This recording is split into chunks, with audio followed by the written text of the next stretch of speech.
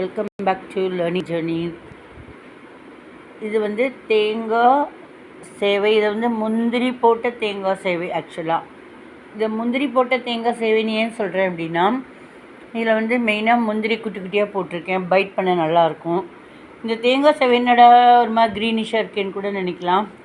ஆக்சுவலாக பச்சை மிளகாய், தேங்காய், கருவேப்பிலை, பெருங்காயம் எல்லாத்தையும் மிக்சியில் பொடியாக போட்டு அரைச்சி வந்த விழுத வடை சட்டியில் நான் வந்து இதுக்கெல்லாம் தேங்காய் எண்ணெய் தான் ஊற்றுவேன். உங்களுக்கு பிடிச்ச எண்ணெய் நீங்கள் ஊற்றிக்கிங்க.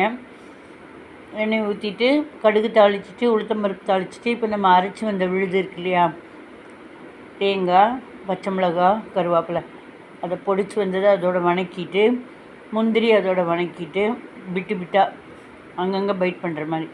அதுக்கப்புறம் நம்ம இட்லி பானையில்